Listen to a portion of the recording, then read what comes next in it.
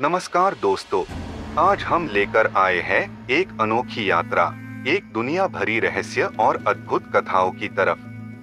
हम आज बात करेंगे प्राचीन विमानों की, जो हमारे पूर्वजों के समय में उड़ान भरते थे। ये विमान हिंदू धर्म के ग्रंथ और संस्कृत महाकाव्यों में वर्णित हैं। चलो इस अध्ययन में हम खोजते हैं इस पुराने इतिहास की गहराई में। पार्ट 1, प्राचीन ग्रंथों में विमाना की झलक। हिंदू ग्रंथों में विमान का उल्लेख कई जगह होता है। महाभारत और रामायण के मूल पत्र में विमानों को देवी देवताओं के अस्त्र शास्त्र के रूप में वर्णित किया गया है। विशेष रूप से रावण के पुष्पक विमान का जिक्र महाभारत में मिलता है, जो उन्होंने कुबेर से छीन लिया था। राम ने ये विमान कुबेर को वापस किया था। पार्ट 2, विमाना विज्ञान की स्पष्टीकरण। कुछ शोधकर्ताओं का मानना है कि विमानों के संस्करण में छुपा हुआ विज्ञान आज के आधुनिक युग में भी प्रयोग में आया है। विमानों के विचार से जुड़ी रचनाएं और यांत्रिक प्रयोग की बातचीत करेंगी, जो आज तक अंका गई है।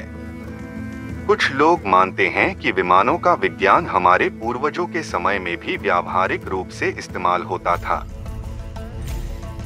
पार्ट 3, विमाना यात्राओं का कैरावैन। क्या इसी में हम लोग कुछ अनकागाई प्राचीन विमान यात्रा की खोज करेंगे? क्या ये सच में हुई थी या फिर सिर्फ कहानियों का एक हिस्सा था? हमारे अनुसार हमारे इतिहास में कुछ विमान यात्राओं के कुछ प्रमाण मिलते हैं। क्या ये सच है या सिर्फ कुछ पुरानी कल्पनाओं का अंश है? इस पर हम गौर करेंगे। पार्ट 4, विमानास और प्राचीन सभ्यताओं का रिश्ता। विमानों के संदर्भ में हम प्राचीन सभ्यताओं जैसे इंडस वैली सिविलाइजेशन, मेसोपोटामिया और इजिप्ट के साथ उनके संपर्क को भी देखेंगे। क्या विमान उन समय के लोगों के जीवन में किसी प्रकार से जुड़े हुए थे? क्या ये एक विचित्र विधि थी या फिर कुछ और? पार्ट 5, विमाना विज्ञान का आज का रूप। आज के युग में भी कुछ विद्वान विमाना विज्ञान को लेकर गहरे मेहनत में व्यस्त है। उनका मानना है कि विमानास का विज्ञान हमारे युग में भी उपयोग किया जा सकता है। हम लोग उनके साथ मिलके देखेंगे कि आखिर ये विज्ञान है क्या और कैसे आज के युग में इसका इस्तेमाल हो सकता है। तो दोस्तों, इस यात्रा में हमने देखा कि विमानास के बारे में कई प्रश्न है और कुछ सवालों के जवाब आज तक ढूंढने में असफलता मिलती है।